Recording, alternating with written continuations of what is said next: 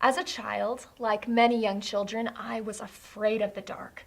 I struggled to get from my ballerina Barbie bedsheets to the light switch without the help of my pink flashlight. But why? What was I so afraid of? Not once did I turn on the light to see the boogeyman staring at me from the corner. In my mind, I needed that flashlight to understand that nothing was going to get me. As I think about my childhood fear of the dark, I think about the obvious solution, the light. Much of our present day fears come from what we do not understand, from what we do not know, and from what we cannot see, a lack of light. Today, I want to help you understand those fears. I want to help you shine the light. Today, I'm going to talk to you about why fear is debilitating. Aside from my childhood fear, like you, I've had to face fear. I have made it a central focus in my life to understand those fears in order to live a happier, more productive life. Today, I would like to discuss with you some of the important principles I have found. I will discuss how we experience fear, how to overcome unnecessary, debilitating fear, and a life without fear. First, we all experience fear. Fear is a natural protection, but like a double-edged sword, it can protect us or it can possess us. For most of my life, public speaking terrified me.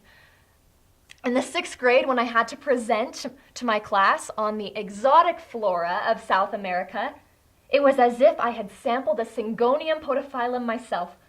My tongue felt swollen, my mouth drier than the Atacama Desert.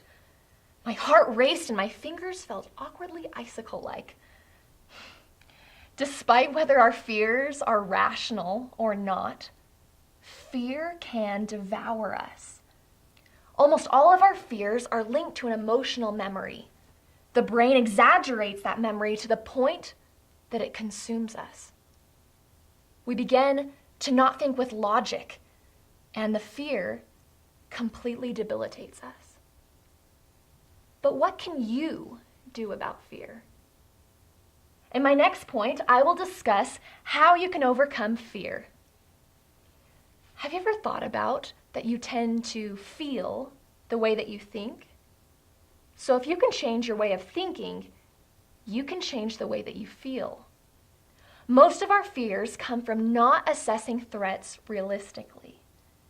Cognitive reconstruction is a way that you can dissect and really come to understand what your fears are.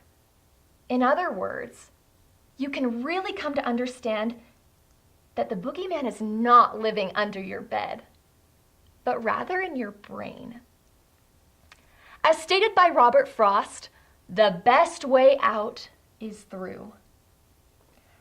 As I continued to expose myself to public speaking, I became more familiar with it.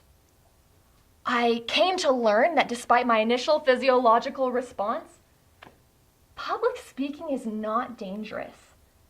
In order to overcome and rid your fear, you must expose yourself to it. By avoiding the situation, you are reinforcing the idea that you should be afraid of it. But why is it so worth it to overcome fear? In my third point, I will discuss this, a life without fear.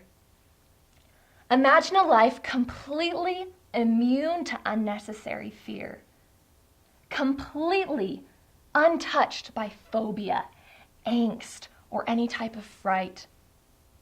Imagine how your creativity would soar. Fear would not control your life. Imagine the potential for progression, adventure, and success. Today is the perfect day to ask yourself, who do I want to be? And what is stopping me from getting there quicker? In conclusion, unnecessary fear is debilitating. Work to understand your fears. You have the power to shine the light.